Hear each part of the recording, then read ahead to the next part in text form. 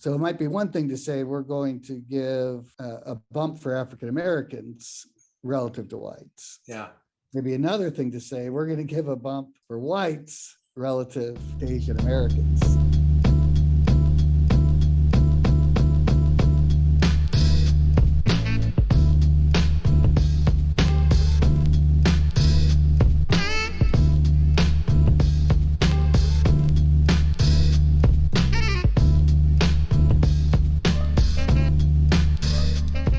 In this week's episode of Mixtape, the podcast, I had the pleasure of talking with a professor at Duke University named Peter Arcidiacono. I can never pronounce it correctly, no matter how many times I try. I first met Peter in graduate school. He was probably then an assistant professor at Duke, where he has spent his entire career. I was a PhD student at the University of Georgia, and he had a research paper on a topic that I was also working on involving marriage markets. He's been an incredibly prolific producer in the area of labor economics and education, as well as affirmative action. And he uses tools in econometrics that I largely never invested in, structural econometrics and discrete choice modeling. So when I read his work, I usually do it both because I'm interested in the paper and the paper topic, but also because I'm hoping that this will be a chance for me to open my mind a little bit more and pick up on some of that econometric modeling that I lack. Peter is also an expert witness in a high-profile case right now involving affirmative action and racial discrimination at Harvard University and the University of North Carolina, Chapel Hill, both of which have been combined into a single case, as I understand it, that's going before the Supreme Court soon. In this interview, we sort of walk through a lot of big and small issues around society's preferences around poverty and equality, as well as the role that higher education is playing in both. My name is Scott Cunningham, and this is Mixtape, the podcast. Okay, this is great. I don't know if you remember, so this is an interview with Professor of Economics at Duke University, Peter Arcidiacono, and we're going to be talking about a range of topics, but just to give the reader and the listener a little bit of background. Peter, could you tell me a little bit about yourself and what your involvement is with a current case going before the Supreme Court involving University of North Carolina and Harvard University? Certainly, and thanks for having me on. I've been at Duke now for over 20 years. This was my first job out of grad school and stayed here ever since. And a lot of my work has been on higher education, both with regard to choice of college major, as well as affirmative action. And one of the really dissatisfying things about working on affirmative action is that universities hide their data. So you can't really get a good sense of how the programs are working because you typically don't have the data. And I think that really matters because to me, so much of the discussion about affirmative action is in the binary. Either we have it or we don't have it. But what it means to have it is something, as economists, we would think about that's something we'd be optimizing over. And so, there's really a large space between race as a tiebreaker in admissions and what somebody like Abraham Kendi would advocate for, which would be more of a quota system. And so thinking about where you stand on that, to me, I had this opportunity to work on these two cases, two lawsuits, one brought against Harvard and one against UNC on the role of race in these admissions processes. And for me, it was an opportunity to sort of look behind the veil and see how these programs actually operated. My intent was always to, a feeling as though if I'm going to be an expert on affirmative action, I should know how these processes actually work. So my intent was always to use this for the purposes of research as well. And we've written a number of papers out of the Harvard case, 4 have been accepted now, and we just released a 5th one on racial preferences at both schools, and we'll see what happens with that. So those lawsuits, I testified in trial at both those cases. My counterpart in the Harvard case was David Card, who recently won the Nobel Prize. I was wondering how I would respond to that, and actually my response, I got to go up against a Nobel Prize winner. Yeah, right. So, those experiences were somewhat traumatizing, but because both experts, David Cardigan and Hawksby, are pillars in the field and people who have been very helpful to me and who I have a great deal of respect for. Yeah. So these cases have now, in both those cases, the side I was on lost at the first round. In the Harvard case, they also lost at the appellate round. In UNC, it didn't actually go through the appellate round because the Supreme Court merged the cases. Both the Harvard University case and the Chapel Hill case were already decided, but not at the Supreme Court level. That's right. So the decision was appealed. It's now before the Supreme Court. Yeah. I think the Supreme Court scheduled to hear arguments in October, and then we'll see when they release a decision. Okay. And these are both cases involving affirmative action and racial discrimination amongst particular groups of people. Groups of students? Is that right? That's right. Though in the UNC case, there's actually no claim of Asian American discrimination. So that actually, you only see that at Harvard. You don't see that at UNC. That doesn't mean I think that Asian discrimination is unique to Harvard. Right. I think it has to do with the fact of there not being that many Asian Americans at, in North Carolina. Right. And it's always going to be a bigger issue at the very top schools. And you were called in as an expert witness for the plaintiff in both. That's right. All right. So David Card is the expert witness for Harvard, representing Harvard, against an accusation of, what exactly is the accusation against both of these institutions, and who brought these accusations against them? So the group is called Students for Fair Admissions. I mean, this, and they basically got groups of students to as their plaintiffs, though it's not about those particular students in terms of remedies.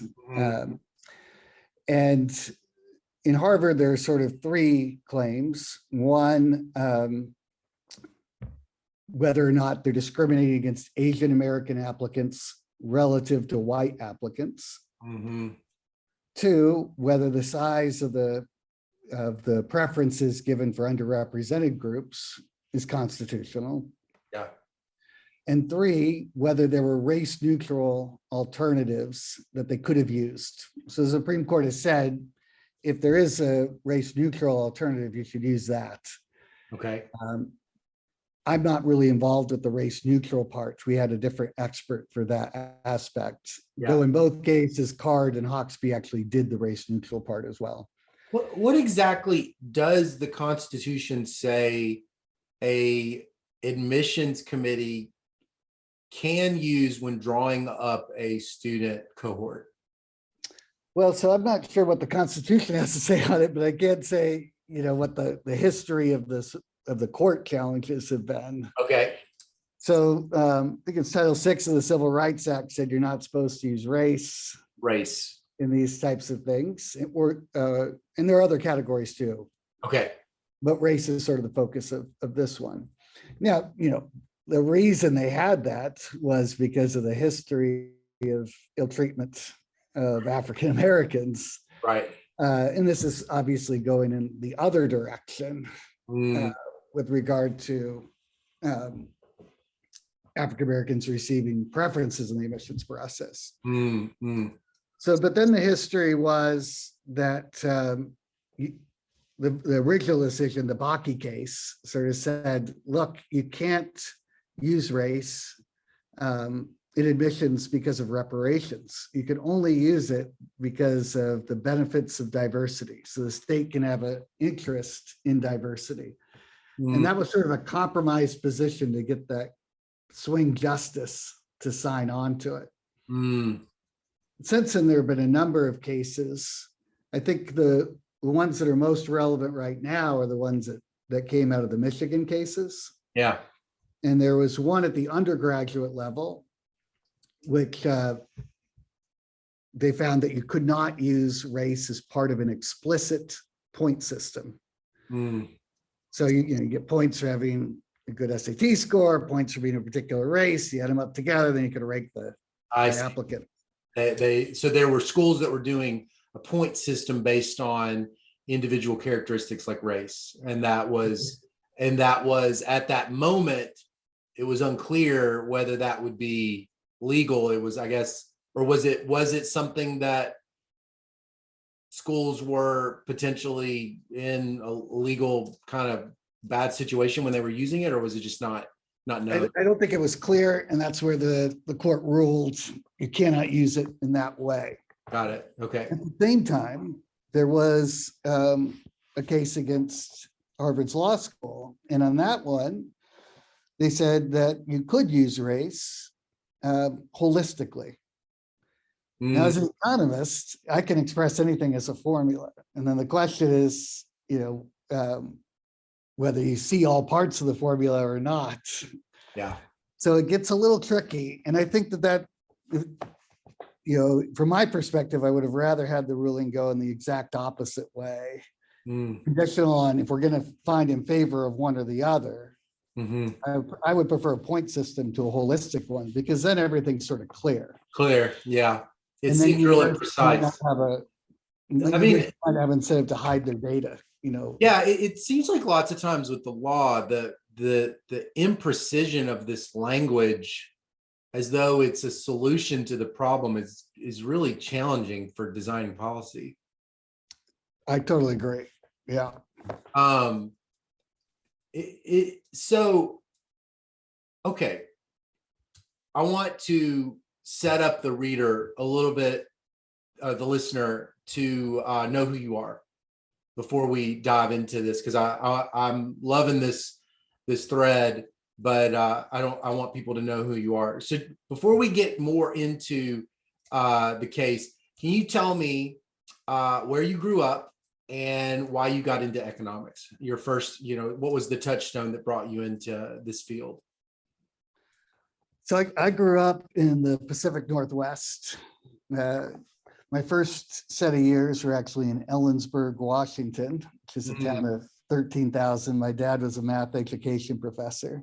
Oh, okay. What university was he a professor at? Central Washington University. Okay. And then, what'd you say it was? What was it again? It was math education. Math education. Yeah, so he was teaching teachers how to teach math. Oh, so you've always been, it's sort of in the family to be interested in education.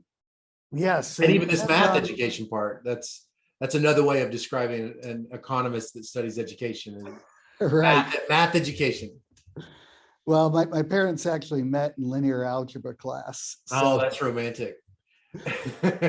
And I've got two brothers, and they were both math majors. Oh, wow. Okay. I was the only non-math major. Okay.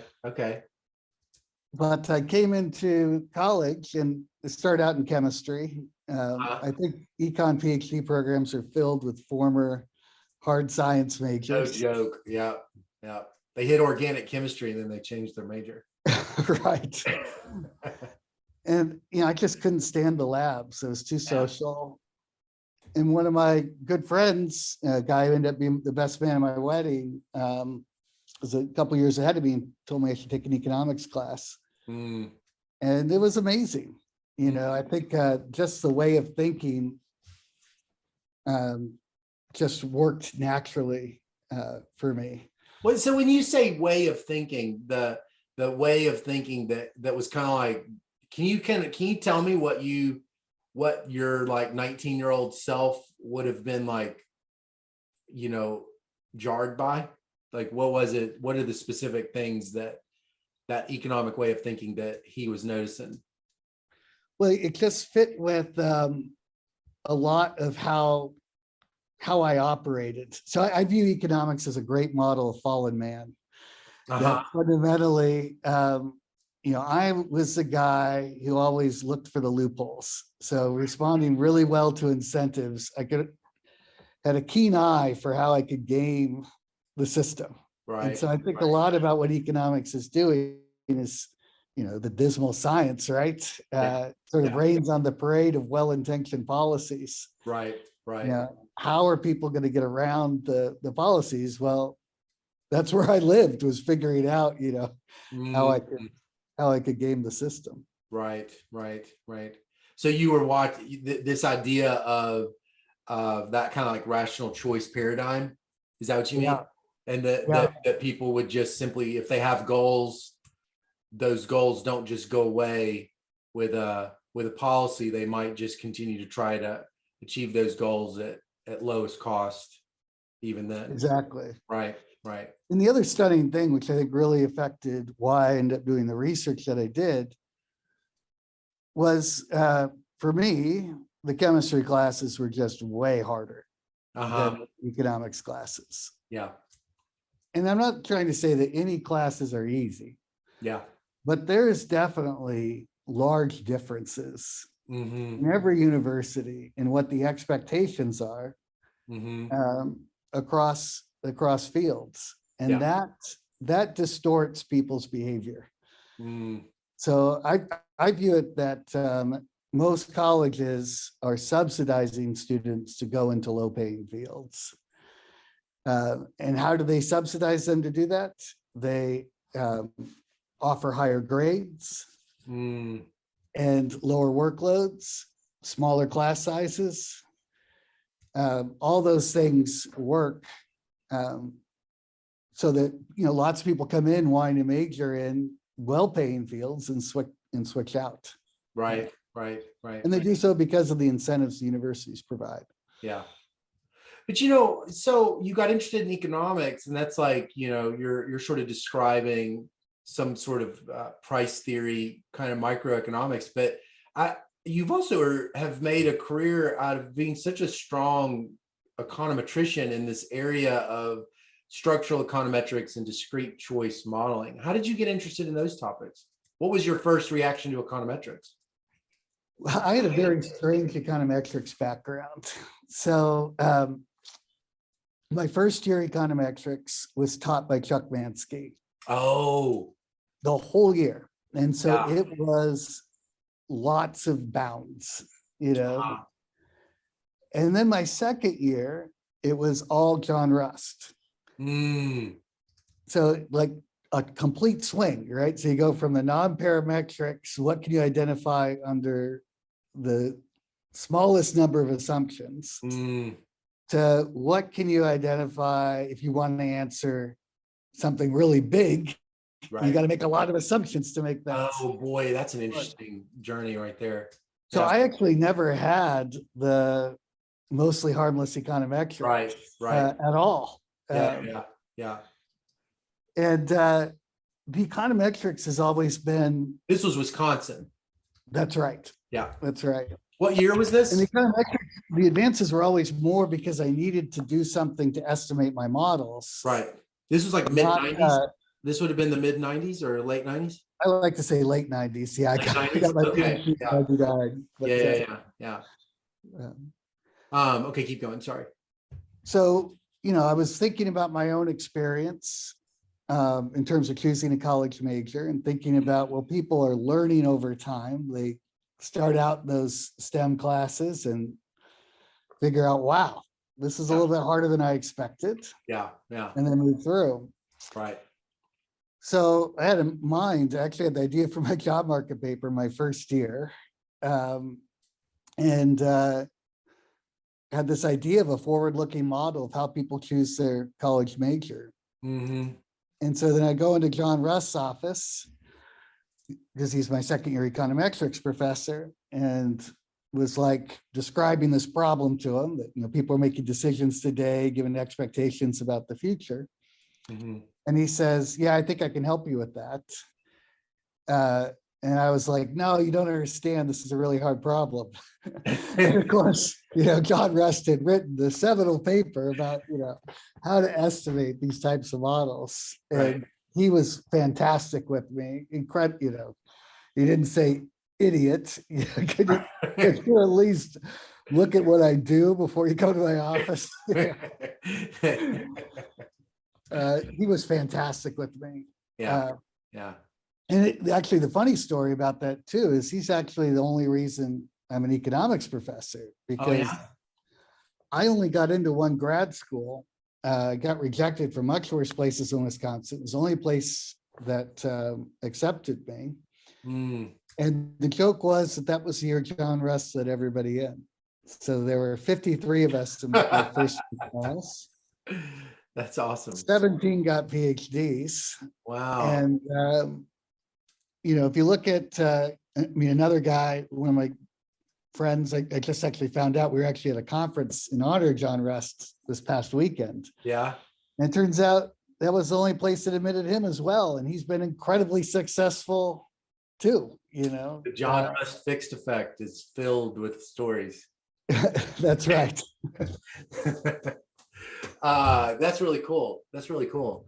I'm curious, thinking about what this is kind of, I want to get to the Harvard and the Chapel Hill, but before we move on, you could imagine, had you gone to like Princeton or MIT and worked with, or Berkeley, and worked with these kind of like the treatment effects guys, like Embens and Angrist and Card and Kruger and Orley and all these people, that it's not just that your knowledge of econometrics would have been slightly different, even the kinds of questions that you would be asking might be different. So I'm curious, what do you think your training in structural with under Mansky and Rust, how has that shaped not just the way you do your work, but even the types of questions that you ask that you imagine you might not have asked, Like, for instance, just even thinking, modeling choice. I'm sorry? Oh, no. Did I lose you? You froze on me. I froze. Okay. You're still frozen. I'm still frozen. Okay. There. Okay. Oh, now you're back. So you're asking about what types of questions. Yeah. What kinds of questions do you think you ended up being really interested in and working on, not just like, the model that you wrote down, but even the actual topics? Because I'm curious, I'm wondering if listeners could really sort of frame their understanding of the structural versus this kind of causal inference tradition, not just in terms of the technical pieces, but like, this is practically how the kinds of work a person ends up, that you think you ended up doing, versus if you had Angrist as an advisor. Well, I think it has shaped me quite a bit. I am certain that if I'd gone to a place like Chicago, I would have probably ended up working with Steve Levitt.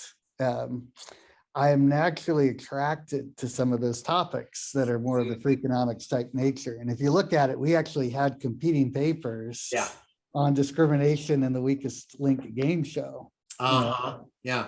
And I've written a couple of sports papers. So, I have that in me to think about those types of things. I find Those them types of fascinating. topics, right? Yeah.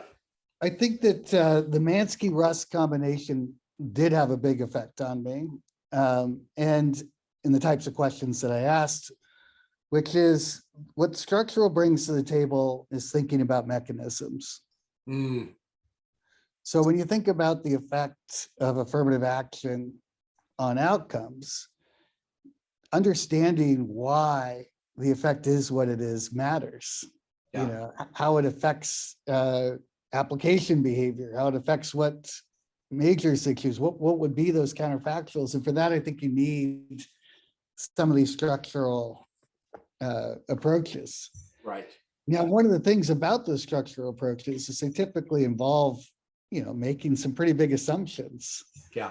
And I think that that's where the Mansky influence has had on me, because I also have papers that use subjective expectations data. And I think that that is actually an incredibly promising area of work. It's quite clear that people don't know as much as they should know when they make important decisions. Yeah. Certainly higher education being a prime example of that. Yeah.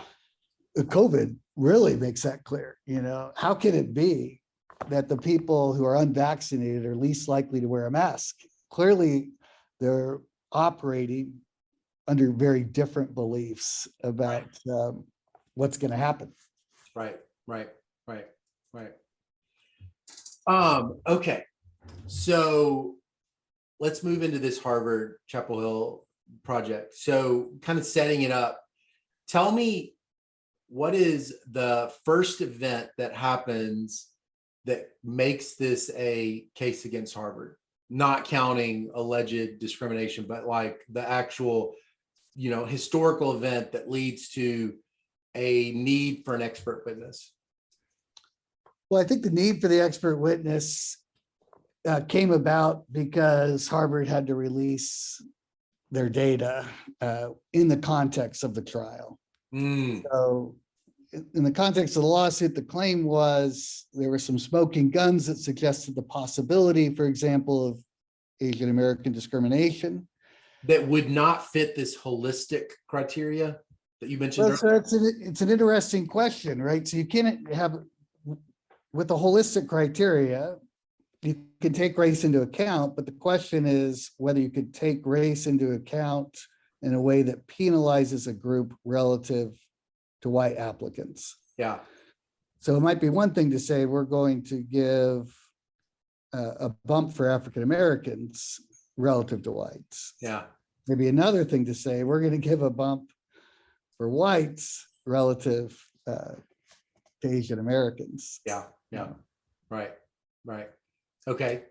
So so they've had a lawsuit brought against Harvard. Is that Harvard's had a lawsuit filed against them? What year is that? That's sorry, say it again. What year would that have been? Oh man, I think it was back in 2015 or something like that. 2015. Did anybody see that coming, or was this odd and this is just inevitable? I think that, they were advertising for plaintiffs, students who had been rejected. So certainly there was an intent to file such a lawsuit for sure. And then, they had to weigh what universities to file it against. And they chose Harvard because of the patterns on what were going on with Asian Americans.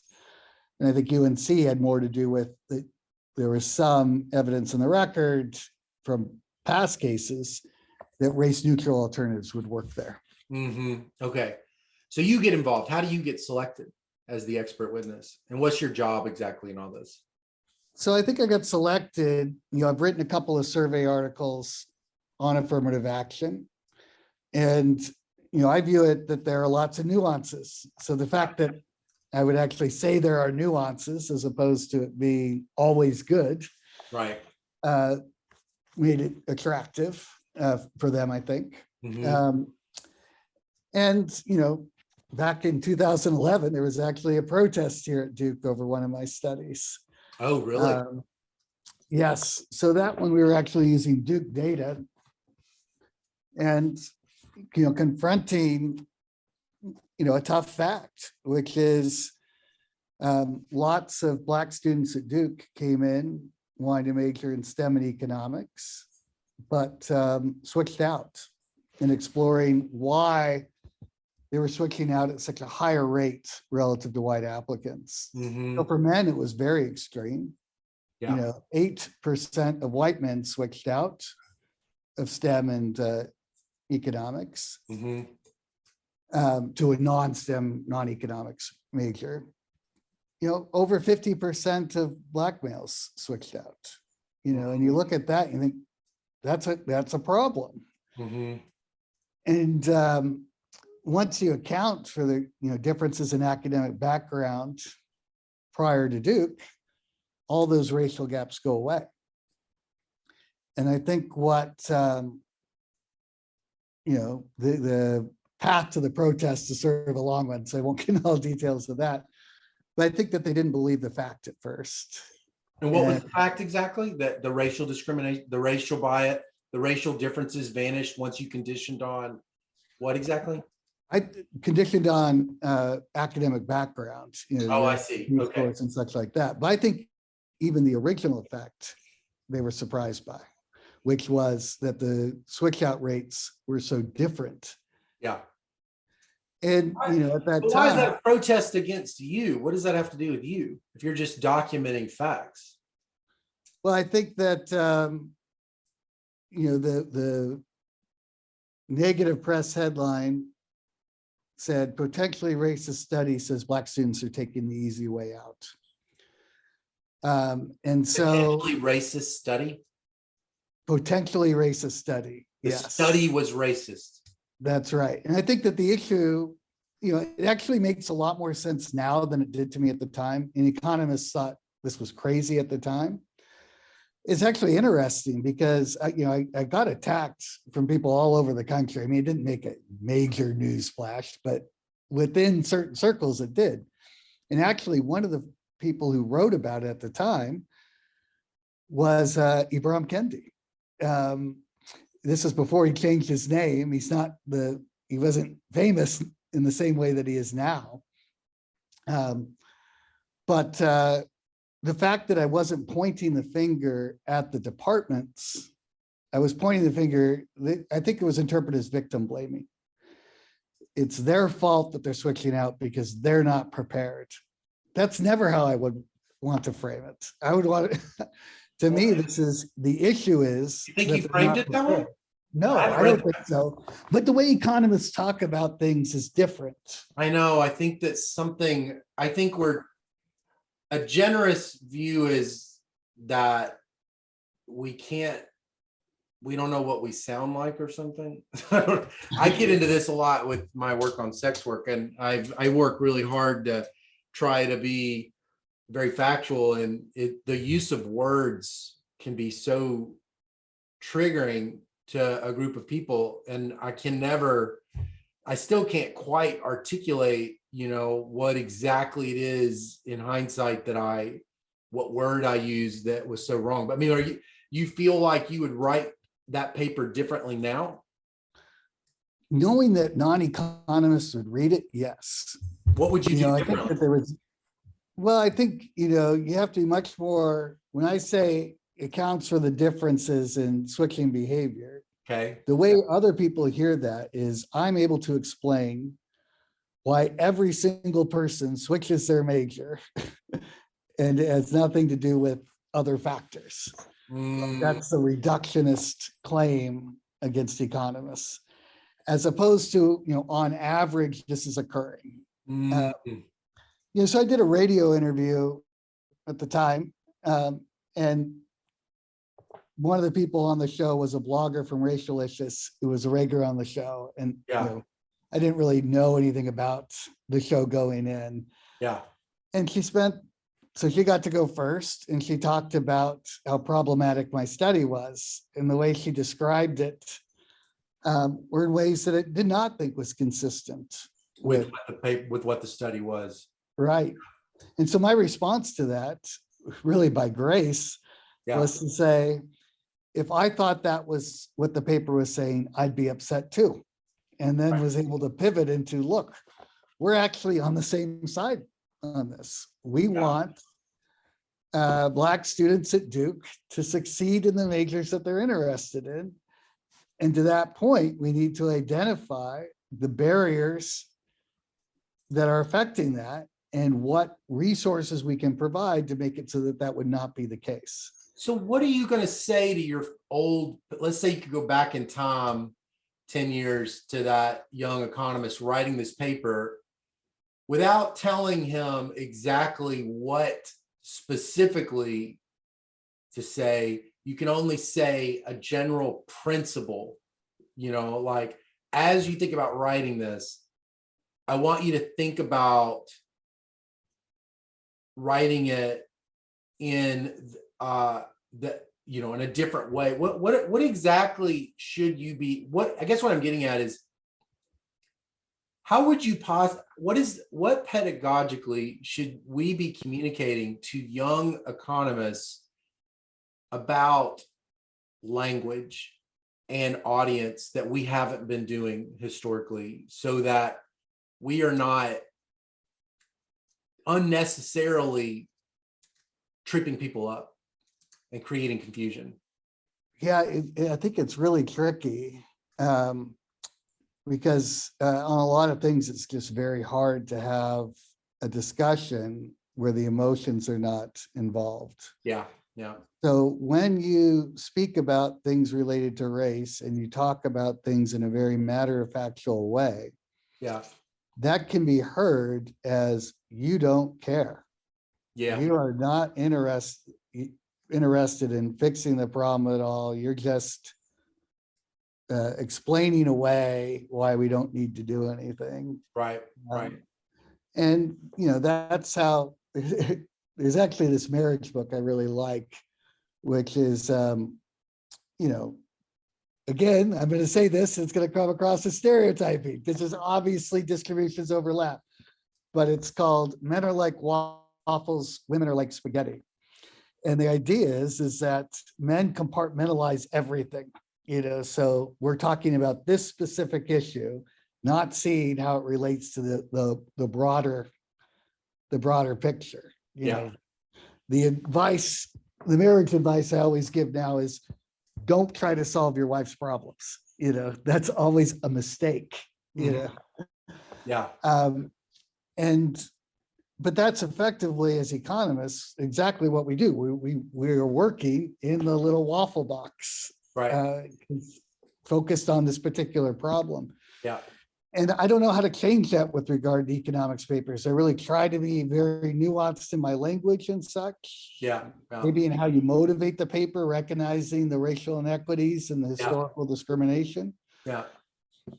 But there is a sense in which it will not be enough. Yeah. Yeah. There's this, I just now drew a blank on I teach it all. I can see the slide in my deck, but there's a famous computer scientist, and he says this principle about writing code, and he says, be conservative in what you do and be liberal in what you accept from others. And it's like this principle of code writing, which I guess is like, he's basically saying, when you write code, it needs to be like the noise to signal ratio needs to be like very, very low. You need to be very clear in what it's doing and very efficient, so as to minimize these unnecessary errors. But when you're receiving the code, either from your earlier part of the code or for some other foreign source, I mean, you have to kind of change your viewpoint in that sense, because really the goal when you're on the receiving end of the code, it seems like your goal is to be this antenna, and this antenna is trying to extract information from any meaningful information from the noise. And so you have to have, as a listener, a certain amount of grace that tolerates that this other person may make mistakes, doesn't say it all right, goes really, really to great lengths to try to, you go to great lengths to try to figure out exactly what the message is and what it isn't. And it does seem like, successful communication is about a sender who is being clear and a receiver that is being charitable in what they're going to allow the sender to say, unless the goal is conflict. That's right. If the goal is conflict, then obviously you don't do that. What you do with conflict is you find the most, then it's just bad faith. It's just like, trap a person, win the debate. And, sometimes many of us don't realize who we're talking to. We don't know if we're talking to a good faith or a bad faith person, but there's limits, I think, to what an economist or anyone can do if the person they're talking to really is not interested in connecting. That's right. And, it's interesting because I think when I either speak publicly or even giving seminars to economics audiences, the first part is building trust. Totally. To say, we have the same goals. Yeah. We may have different views about how to get there. And I've got some information that may change your mind on this. Yeah. And the issue is whether they can hear the information I say, or if it's going to be ruled out because I'm a bad person. Right. Let me ask you something. So these tests so you correct me where my thinking is wrong. Testing for racial discrimination in admissions. I could imagine Econometrics 1, I get the data set from Harvard and I run a regression of admit onto a race dummy. Right. And then I interpret the statistical significance on the race dummy, and then I add in more observables. In what sense is this philosophically what we are trying to do in the United States legally to detect for whatever it is that's violating the Constitution? And in what sense is it a big fat failure? That's not what we're trying to do. Can you kind of elaborate that as like a multivariate regression, kind of as a metaphor? Yeah, so I think, how to interpret that beginning coefficient. I don't think that coefficient has much of an interpretation, particularly in admissions, because of who applies, and that was, one of the papers that we published on this is about Harvard's recruiting practices. And Harvard, they recruit a lot of people, particularly African Americans, who simply have no chance of admission. And so, you could make it, and that could be part of the reason, right? Would be, we want to appear as though when you do just that one regression with that one variable, through affecting my applicant pool, I can always make it so that coefficient is. So what's happening? So if I've got a university, just in real simple sense, let's say a university, if they're white, they span their they basically task to the university, to whoever, and they say, get a pool of white applicants, use this rule. Get a pool of black applicants, use this rule. And it's just like very, very different rules. That's right. Okay. If I then run a regression, like, how in the world am I going to detect racial preference in admission when racial preference was used in the drawing up of the application in the first place? So I think that's where, I think one of the principles that, it's not randomization for sure, but one of the key principles is how do you think about selection on observables versus unobservables? Yeah, right. And so if you can account, in the case you just described, if it was differences in test scores alone, once you account for test scores, then you could see how they were treated differently, conditional on those test scores. Yeah. And typically the way that works is that when you add controls, the coefficient of the discriminated group typically goes down because there was, because of history discrimination, that there was going to be differences in those things. That was why you had the program in the first place. Right. But what's interesting in the case of Asian Americans is it tends to go in the opposite direction, right? So they're stronger on a lot of the observables. Right. You add controls, it looks like the coefficients, becomes more negative. For African Americans, coefficient as in so if I did a regression of admit onto an Asian dummy, nothing else, it'll be positive. Well, it depends. So it would be positive if you had nothing else and you excluded legacies and athletes. Okay, so I dropped the legacy and the athletes. I regress admit onto an Asian dummy. Asians are more likely to. So when does would be slightly positive and insignificant. As Okay. soon as you add anything related to academic background. So then I put in high school GPA, I put in high school GPA and zip code.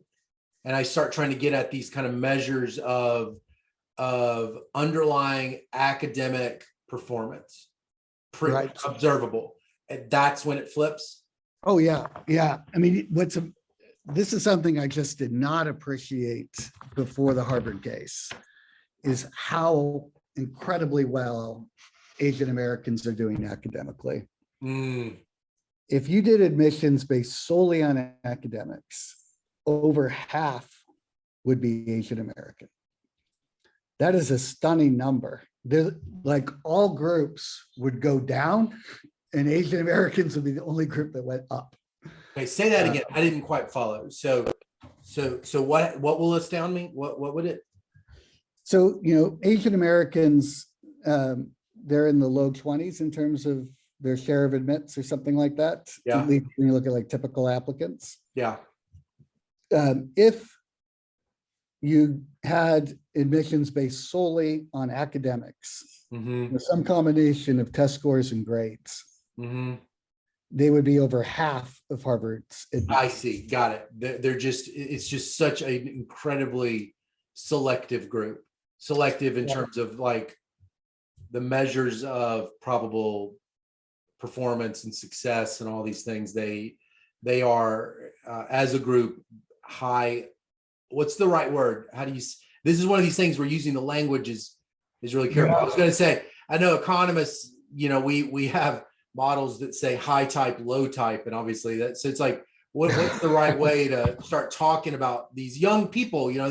These are young people at the beginning of their, everybody comes at it different. So what's the loving, charitable, honest way of talking about people with these underlying differences? Well, I think that what happened to them before college was such that on average, you see tremendous differences in the skills that have been accumulated prior to college. Right. So there appears to be, one way you could describe it is to say there appears to be differences in human capital. That's right. Though I think human capital, I guess, unobservable human capital appears to be different, but it's like showing up on these observable dimensions. That's right. Got it. And to me, that doesn't in any way point the finger and say there's something wrong with the groups that aren't doing well on that. Yeah. And in fact, there are some people who argue, look, the differences in test scores, the reason African Americans score worse on the tests is because of stereotype threat. And that idea is that everybody expects them to do poorly, and so they do poorly. Yeah. To me, that's giving the K through 12 education system a pass. There are real differences in the K through 12 education experience for African Americans. That's what we need to fix. We can't shy away from the real issue. And that's actually one of my big concerns with, places like the UC system saying, we don't want standardized tests anymore. We're just going to ignore that there's a serious deficiency. Not that the people are deficient, that the educational system was deficient. For these students. It's interesting. It's like one of the papers I teach a lot is I know you're familiar with this, Mark Hoekstra's Review of Economics and Statistics article on the returns to attending the state flagship school. I've always thought that was like this really interesting study. It kind of feels relevant to what you're working on with Harvard and UNC, because it's about, I feel like when I was in graduate school, I came away from my labor courses just realizing attending college is crucial. College is an anti-poverty program, as far as I can tell. You could see it in my work on crime with you and I actually have some similar backgrounds. We're both interested in sex ratios and marriage markets, but you could see the incarceration rate of African-American men just plummeting with college, college attainment, college levels of college enrollment. But so it's like I graduated kind of thinking, oh, well, the returns to college are important. But then it's like Mark's paper highlighted that there was this heterogeneity even there, like even in these, in terms of the flagship school, and Harvard, just, Right. And the reason why this stuff is important, I feel like it gets into these complicated things with regards to how we've decided to organize America, because the United States, we purchase goods and services using goods and services go into the utility function. In many ways, that's kind of the, trying to get utility functions that are virtuous and correlated with a life that's worth living is sort of the big goal. But we buy those goods and services with market prices using labor income. And so then it always wraps back into this issue about something like Harvard or Chapel Hill, which is some of these schools have imbalanced returns that affect labor income and quality of life, or might arguably, like, subjective well-being as it's measured by utility. And I guess I'm just sitting here thinking to myself, like, if you have a group of people who are just for historical, it's not even historical accident because they were historically discriminated against in the United States, but at this point, it's a stock. African Americans have come to the table with this different kind of human capital that's going to end up shaping all of their labor income. It's going to have massive impacts on labor income, where they go to college. It's like, I don't see how you can separate out the fact that we've got to decide collectively what exactly is the goal for these different groups of people that live here in the United States, and that one of the existing mechanisms for income is college.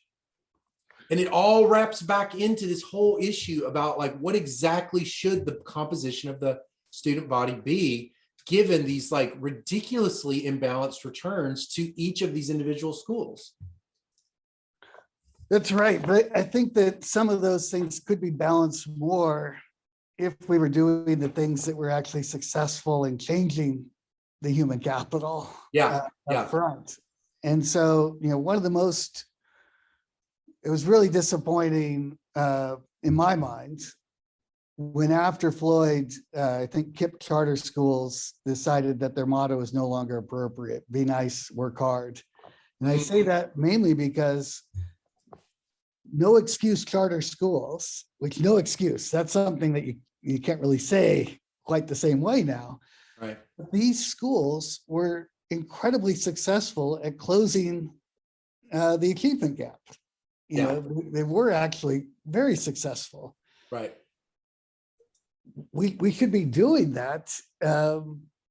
That's where the resources ought to go. Right. Instead, what you see in California now is they're getting rid of advanced classes. There's two ways to deal with an achievement gap, right? Mm-hmm. You can bring the people who aren't doing as well up, right? Or you can bring the people who are doing well down. The getting rid of the advanced classes is not bringing, in my mind, those students up. Mm-hmm. And if anything, it's providing huge advantages to people of means, because you cripple the public education system, take the path out for them to develop that human capital. Right. And then the people with resources send their kids to private schools, or that stuff isn't going to go on. Right. right. And that's where I think a lot of the discussion, we can talk about affirmative action at Harvard. At the end of the day, that's really about appearances. The people who are going to Harvard most of them are coming from incredibly rich backgrounds. Right. Regardless of what race. There are differences across the races, but that's where the action is. Right. And that's what we typically focus on in education. But where we really need to be doing more is for the lower income kids. Mm-hmm. And COVID's going to, we're starting to see that's going to be a train wreck for education for those kids who went to public schools. There's certain elasticities that I think COVID sort of highlights, which is that there are groups of students who probably their ability to substitute to the best case scenario in a very difficult situation was really, they had a very high, they were able to do it. It may not have been, it wasn't a perfect substitute, but they were able to continue to do it. And I think for some groups of students, it was just it was a train wreck. Yeah. Just like their ability to make those substitutions to whatever was required, could be anything ranging from the access to physical resources like, computers and Wi-Fi that's stable and all these things, to just simply the way your brain works. Just like just being able to be present. I definitely think that COVID cut a mark through the students it did in our family, completely cut a mark through the students in weird, jagged way for sure. But within your family, you're able to substitute in ways that other families cannot.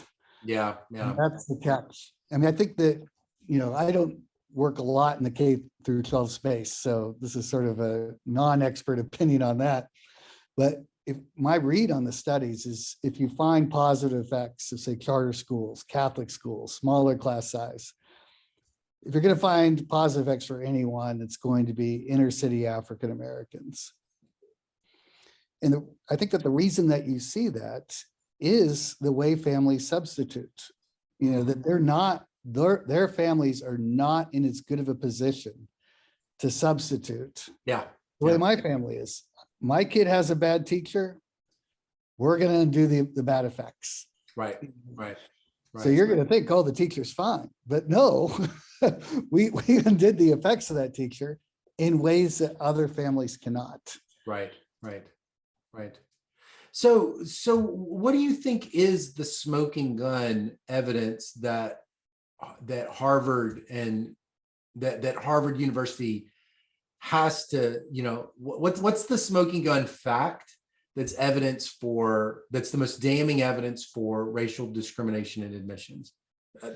Racial discrimination against Asian Americans, I think that there's so many damning facts, but I'll start with the first one, which is Harvard's own, internal offices. They have their own internal research teams.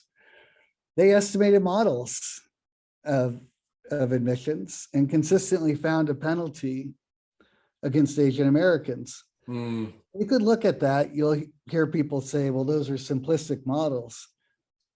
The fit of those models was incredibly high. So they were explaining. I think people underestimate the shoe leather sophistication that goes on in these admissions office with developing their own internal models. Well, and what was striking is Harvard's defense of this was, well, we really didn't understand the model. But what was interesting is that those models also had whether or not you were low income in it. And they were confident that those models, the same model, showed that they were giving a bump to low income students. So it's like you're going to interpret the coefficient one way when it's the result you like, and another way when it's the result you don't like. Right. So their own models showed So what was the penalty? What was it? It was a dummy, a coefficient on a binary indicator for Asian American? For That's Asian? right. That's right. How And they big was also it? even had stuff on the personal rating. You can see there was charts from their office that shows, what do you know, Asian Americans on all of Harvard's ratings are scoring either much better than whites or the same as whites, even on the alumni personal rating. So the Harvard has these alumni interview the students, and even on that, Asian Americans are doing similarly to whites. Yeah. And then you see their own personal rating based not on meeting with the applicants. They do much, much worse. Yeah. Well, so what does Harvard have to prove? Well, I think typically in something like discrimination cases, what they have to prove probably depends on the judge, I suppose, is the catch. What they were able to say at trial were things like, well, the teachers must be giving them poor ratings. We don't think that Asian Americans are deficient on personal qualities, but maybe the teachers are scoring them poorly. How that is an excuse, I don't see what they're trying to. This is, I guess, where it's like it's frustrating because I'm struggling to know exactly what the objective function for Harvard is in their own stated goals. What is their objective function? To create a particular kind of cohort? What is the cohort? Well, I think you'd get a lot of gobbledygook when it comes to That's what I was wondering. Yeah. Okay. Yeah. So, but I think it is also interesting to think about the counterfactual of if this case was not associated with affirmative action at all. Yeah. Would it have played out the same way? And to me, I think the answer is no. Honestly, I don't think Card even takes the case. I think it would have been a much better, worse look for Harvard than it was. I mean, I think that it was a bad look for Harvard as it was, but because of who brought the case and because of its ties to affirmative action, I mean, that gets back to that waffle analogy, right? Like, if you look at it in the context of the waffle, there's just simply no argument in my mind for the way they're treating Asian Americans. I mean, it's a clear-cut discrimination case. And, if you just put it in a different context, it would just be completely unacceptable. I mean, imagine Trump Towers having a discrimination suit brought against them by Black applicants. And the defense being, look, it's not that we're discriminating against Black applicants. They just happen to score poorly in our likability rating. That would be outrageous. There would be protests.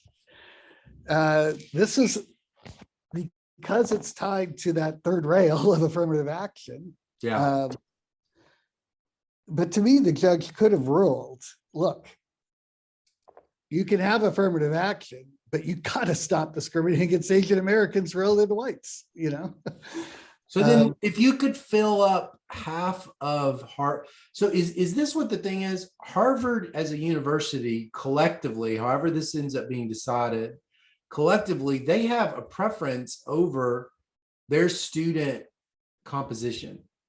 Right. And that preference is discriminatory. Their preference, I think, lines up with Kendi's in some sense. Like, they would like to have their class look like the population. They would like to have it look like that. They would like 13% African-American, whatever percent, what is it? Asian American is what, 5? It's single digit? Something. Yeah. So And they would like to have a like balanced portfolio of Americans. But even that, I think, is giving Harvard too much credit in the sense that what we choose to balance on, we choose to balance on skin color. Right. You're not balancing on income. Right. You're not balancing on parental education. Yeah. Yeah. A whole bunch of other things you could have balanced on. Yeah. There's like an infinite number of characteristics. Every person is a bundle of just almost an infinite number of characteristics. And so practically, yeah. Yeah. I mean, if you really want a representative class, then you do a lottery among high school graduates. Yeah. Yeah. Yeah. Exactly. And that would be the only way. That would be the only way. The only way would be to have a randomized student body. Okay. I What do mean, you to me, feel I like? got asked this by somebody from a class at Duke about how would you make the admissions process more equitable? Uh-huh. And I'm like, it's a selective admissions process. I don't even know what that Right. means. Even a process where you did the lottery, why is that equitable? Because you've got the winners and the losers of the lottery. We're not equalizing outcomes for everybody. We're equalizing ex ante. It's like, I mean, this is all this this deep collective choice, social preferences kinds of questions about. And it's weird. I mean, I guess we're talking about this at Harvard because we believe that Harvard University will literally change a kid's life more than go into University of Tennessee, Knoxville, or something like that, right? That's why we're having this conversation. Yeah, I mean, I think that that's a perception that it will literally change their kids' lives. Yeah, yeah. I'm not totally convinced that there being massive gains Right. relative to the counterfactual at that level. Right. I think that when you're at the margin of going to college or not, Yeah. that's the big margin. That's the big margin. Yeah. Yeah. College quality effects, I think, get undone a little bit by college major effects, Right. Right. So, yeah, I mean, I think that's a real valid question about whether it's worth it to be paying the huge sums of money to go to just a slightly better school. Okay, I want to conclude with this. So you've now spent many years working on this, going deeper into administrative data about questions that about phenomenon that we had only kind of speculated about, possibly.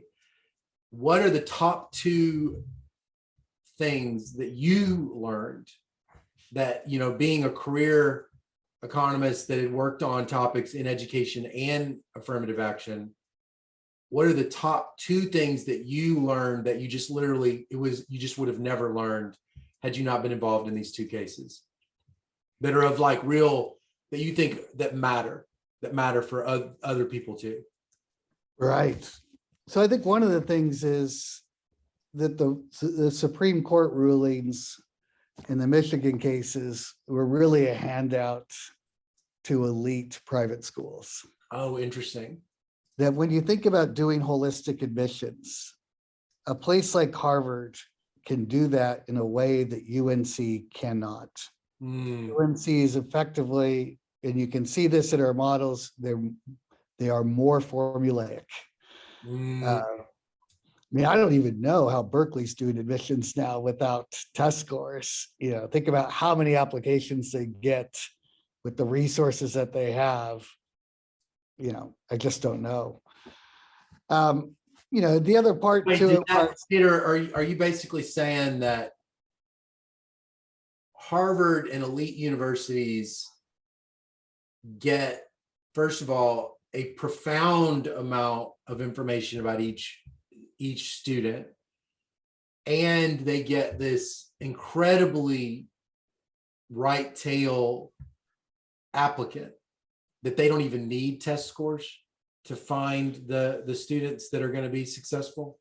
well, I think they can get information in a way that the public schools can't because of the resources. So you wouldn't have to take those test scores, but you're going to see, you might have things like winning a science fair, Right. and other proxies. Right. And that's information that the public schools aren't even going to really collect because they don't have the resources to do that. You can see that. just in the number of letters Harvard requires versus UNC. I mean, the fact that any university would ever voluntarily say, we're not going to collect this information or make decisions based on this anymore, you should already just kind of automatically think the only people that would ever voluntarily do anything is because they don't need that thing. Right. Right. Like they're endogenously sorting into something that probably they incur almost no cost of of doing it. So an elite university that drops some sort of admission criteria, probably they've got something just as good sitting right there. Well, I'm not sure if that's something just as good. I think it's also a protection against an Asian American discrimination suit, because Asian Americans are just doing so well there. Right. You need to take it out of the criteria. And that probably brings me up to the second point, which I think is a huge one. I think holistic admissions favors people from privileged backgrounds. And I'd say that even more so after going through these cases. Yeah. We think about test scores as being unfair because of coaching and they're correlated with income. And that, of course, is true. Yeah. But the other things are even more unfair. Harvard has an athletic rating for non-recruited athletes. And the people who score best on that are white legacies. And why is that? Because part of that is, are you likely to walk on to one of Harvard's sports teams? Well, Harvard sports, normally we think about sports as being more of an equal opportunity thing. That's not true at Harvard. Harvard offers more varsity sports than any school in the country. And what's the marginal sport? It's sailing. So sailing, who does sailing? People who are coming from really rich families. Yeah. So Right. that was another stunning thing, is that I think we really need to rethink college athletics. It's one thing to think about Duke's basketball team Right. as a pathway where, sure, of course, we're going to admit you. But it's another thing in my mind to think about a sailing team as being, I don't have to be particularly strong academically as long as I'm on the sailing team. That Right. seems like a pathway for the rich.